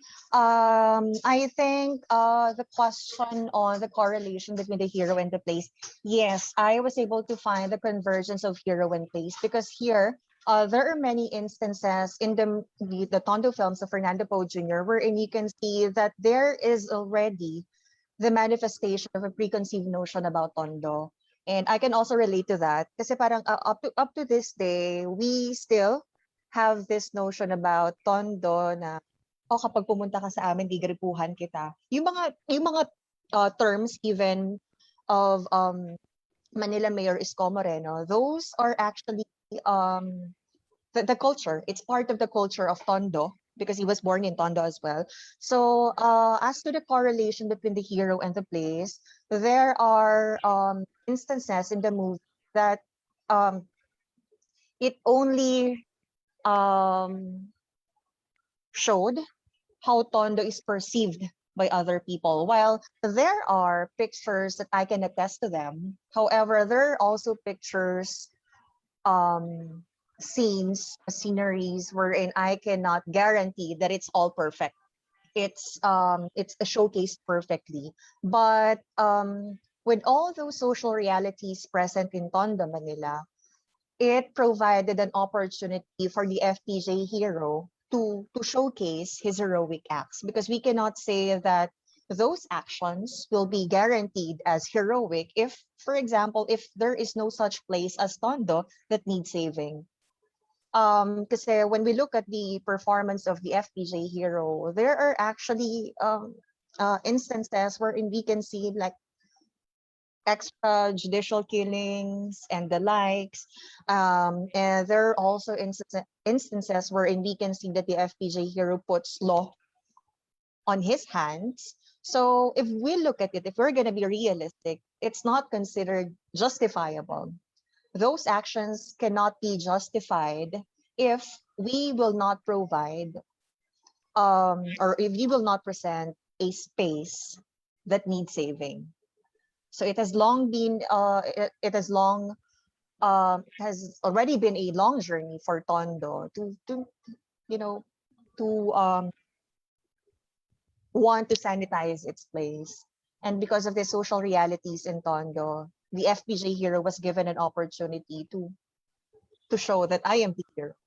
I am capable of saving. I possess the qualities and skills of a hero that can redeem the image of Tondo. And nowadays for some, Tondo is still a scary place, but with Manila's image getting a new transformation, I think yes. Kasi marami pa rin tayong mga pelikula na, well, it still uses, they still use Tondo as a setting that talks about poverty, slums, most especially, this is timely, about drugs. And we can also see different media contents that, highlight Tondo as an image of, unruly things. So I think it still makes a good location because we still cannot deny the fact that Tondo has been receiving has been branded or is being branded as a place of slums or a picture of poverty. So as long as we can still find the same motivation from the hero image, such as FPJ, I think Tondo would still be that same place in need of saving. So yeah, I think that is one of the convergence of the hero and place here in the study. So it's an equal opportunity for the FPJ Hero and Tondo. So without Tondo, we cannot see or we cannot justify that FPJ Hero's image or actions are heroic. So in the case of the study, so the Tondo became the hero for the FPJ Hero. So while Tondo became, the FPJ Hero becomes the hero of Tondo. On the other hand, Tondo also became the hero for the FPJ Hero for him to justify that his actions are heroic. Thank you. Thank you, Janice. Wow, our FB audience and Zoom participants are really engaging. This one is addressed to Dame from Trisha Calera. Is a loyal fan base more likely to be created if the company has a transmedia DNA map before the release of the main story? Or is it better to observe first which platforms the fans engaged in before creating transmedia content focused on this platform? Hi Trisha, thanks for the questions. In the Grave Bandits kasi, they created a transmedia DNA map para mag-form sila ng following. So it was really deliberate so that they have an audience for the film because it's an independent film. Um, it was successful. So even though the number is just small, it was really loyal at the time. And probably it would have been greater in number if we consider the more lengthy timeline when implementing that DNA map. Is it better to observe first? I think that's also part of market research. So I think it's better to do both. Um, Especially if you wanted to ensure a fan base when releasing your media. I think many independent media projects are building their audiences first before releasing their products. Sometimes they do Kickstarter, Patreon, and then they market through their social media. But it also depends on the transmedia creator on their vision. So which platforms fan engage. Perhaps the transmedia creator would wanted to create a game because that is how they envision it. Sometimes they wanted to do comics first. And then, of course, they would have to target comics readers for that. It it's better to be both. No, you have to know your vision and research on the potential audiences. I hope that answers your questions. All right, Dame. Rhoda Campilan just wants you to know that she is also interested in fandom studies, where participatory culture Jenkins is usually tackled. The Hallyu wave has taken the country by storm and has made Filipinos die-hard fans. It is interesting to explore how Hallyu fandom in the Philippines demonstrates participatory culture in terms of support and mentorship, among others. Now, let me read to you the question of Dr. Paulo Bolaños. Firstly, thank you for all your talks and congratulations. Two important normative claims of critical theory laid down by Max Horkheimer in his essay Traditional and Critical Theory is the critique and eradication of social injustice and the decentralization of the emancipative impulse from the proletariat to other social groups. This is the ethico-political emancipative character of the critical theory, specifically the Frankfurt School tradition.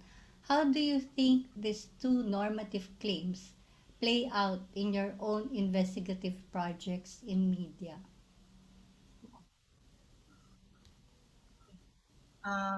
Thank you. Pwede ba ako sumagot, Doc Of Gwen? course, Dr. Joyce. Okay, I think the Department of Philosophy, ang daming umaten from the Department of Philosophy, Doc Bolaños, Doc Jovi, Doc Elmitra, Pochi, thank you very much for your interest and support. Bakit nakakakaba kapag kayo nagtanong? Ano, kakatakot pagka Philo nagtanong. Because, you know, their understanding of the theory is really profound. And they go to the primary sources. Whereas, you know, media studies, we use it as suhay, ano, yung parang backdrop, or hindi backdrop, that's the wrong word. But somehow the frame. I agree with the ethical commitment of the critical theories. In fact, in the dialectic of enlightenment, Horkheimer and Adorno were critical of the the deception of the masses through this popular culture. For example, though maganda itong mga FPJ films, nandiyan ang producers, ang revenue ng producers. Though maganda itong Great Bandits, nandiyan ang creators, no? So suspect ang culture industry. So that's very important, no? Kasi ang link ng critical theory ay sa social action, alleviation of perhaps in the long run poverty, addressing social injustice, yung connect niya talaga doon.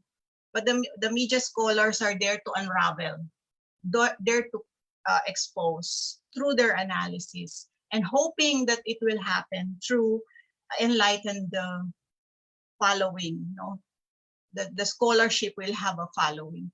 That's the reason why the study of Carlo is very important, because you know si Foucault, ang ating parang middle ground. Siya ay in between structuralism and post-structuralism. Hindi mo siya makahon.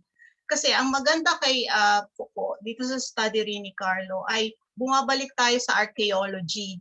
Ine-excavate natin through history, through material art, through archive, no? Excavation, para makita natin ano yung nandun sa nakaraan. Kaya magandang legacy ng critical method, lalo na sa in between the critical and post-critical, or structuralist and post-structuralist, yung historicism, yung historiographic method nitong archaeology of knowledge ni Foucault. Dahil tinitingnan natin ang kasaysayan. So napakalaking bagay yon. Siguro for the media scholars is to expose, and then hoping that from there other social scientists may be able to help in committing to the ethical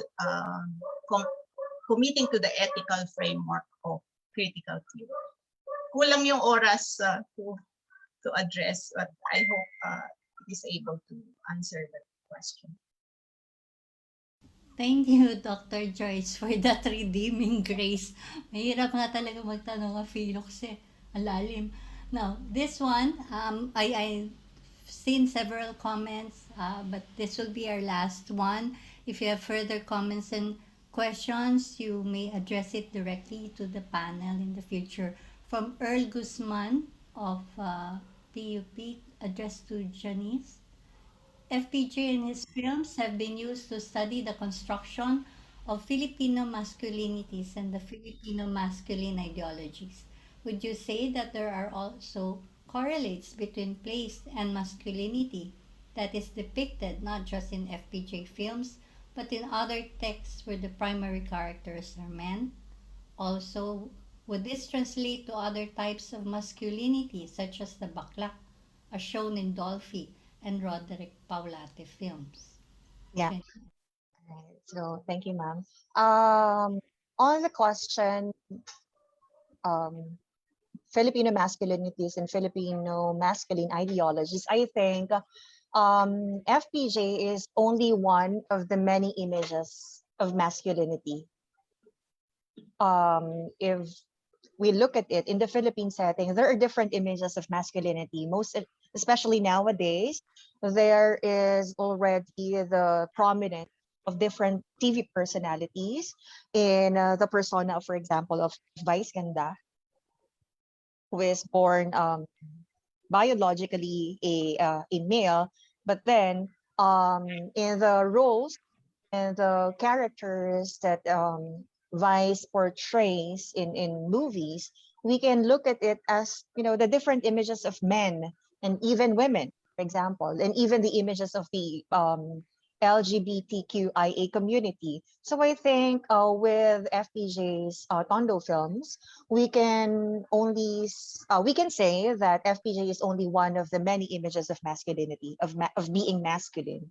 So I think the same study and the same pattern can also be applied in reading other texts, such as in literature, for example. Because, for example, in history, we when I was able to touch it, like when I read about the different heroes who were born and raised in Tondo, Manila, for example, in the case of Andres Bonifacio, we can see patterns on their personalities, on their performances as the Tondo hero, or as the hero, not because they are from Tondo, but yeah, we can also use the same pattern. We can also use the same context, and we can also use the same propositions and the analysis of masculinity, masculine performance in other texts, including literature.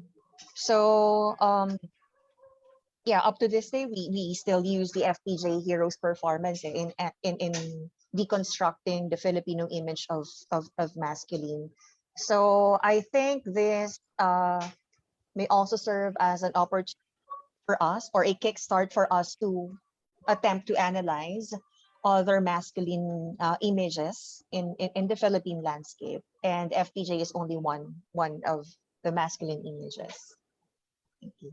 All right, may pahabol lang. Anyone from the panel may answer.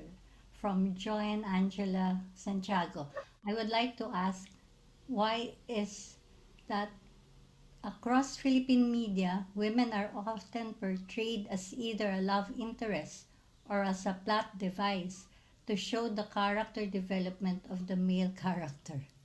Carlo. Carlo. Si Carlo yan. Carlo. Alright. Carlo, naghalo kayo ng mga rom-com eh. Yun nga po.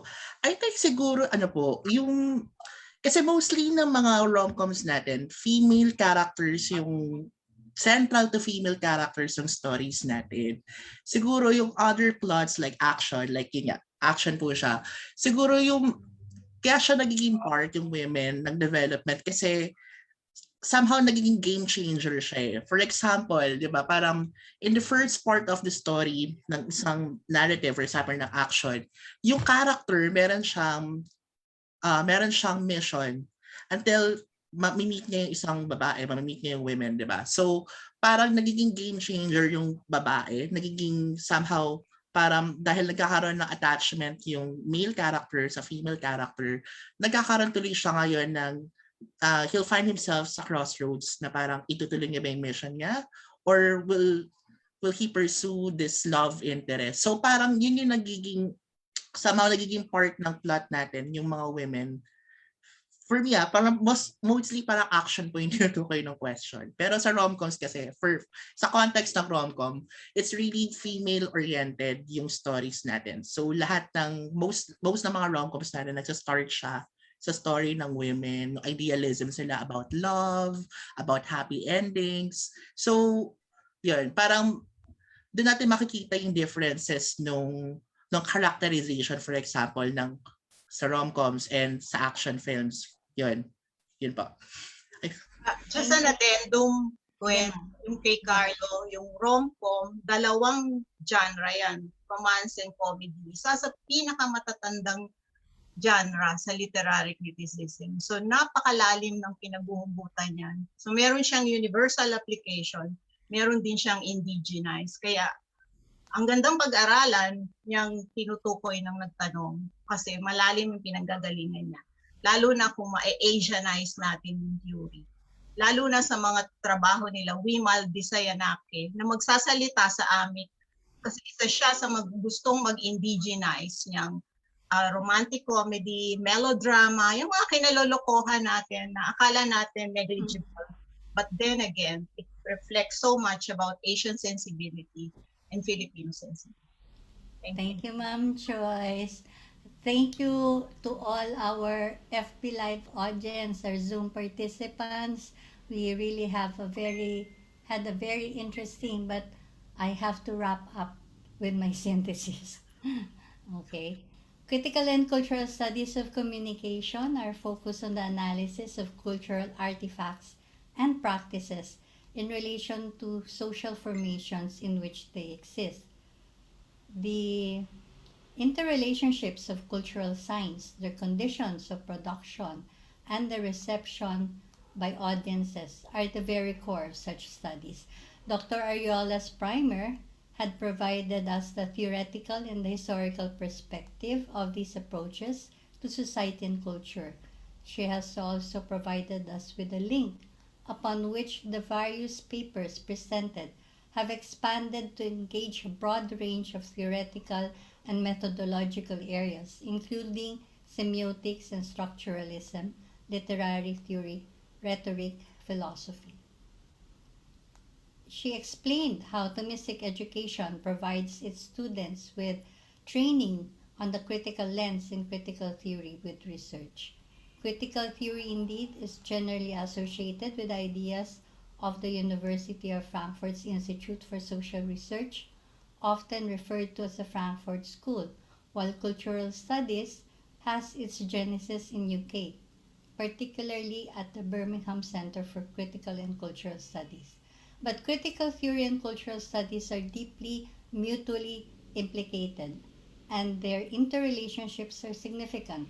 Critical and cultural studies proliferated internationally with distinct perspectives and approaches characterizing their various national, political, and societal contexts.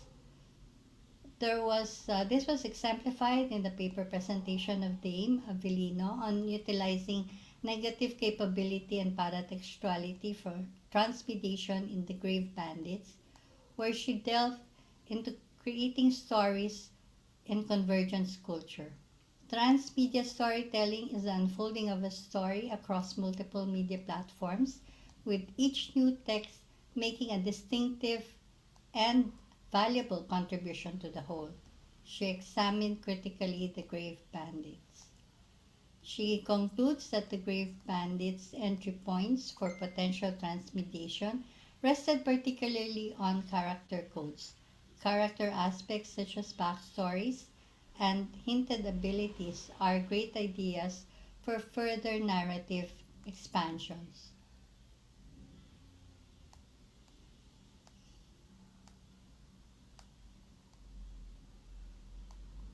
In order for a transmedia project in the Philippines to succeed, commerciality is crucial. Large budget, the use of famous actors, and the employment of genre conventions all contribute to the quick rise of popularity of transmedia stories. Critical research in this sense is hybrid and it redefines storytelling. Carlo Magno's Filipino romantic comedy game, a study through ABS-CBN film archives, is framed using the film genre theory and very rich in data mining perspective through digital media archaeology. Interestingly, it successfully mined archival film history from the 1960s up until the 2010. His classification of characters and settings adopted the Altman semantic syntactic approach, which is an example of structure at work and gives meaning making. Hari ng Tondo, the convergence of hero and practice, and selected Fernando Po Jr.'s Tondo films by Janice Roman, provides a close analysis of how place conversely constructs an iconic hero, aimed at using treatise discourses of space and film, iconicity, primarily how Tondo functions as a semiotic sign in the making of Fpj myth. It pinpointed the influence of the heroic roles and the image of the hero in shaping the Fpj myth, and utilized selected Fpj Tondo films to identify symbiotic nexus between icon and place using qualitative content analysis.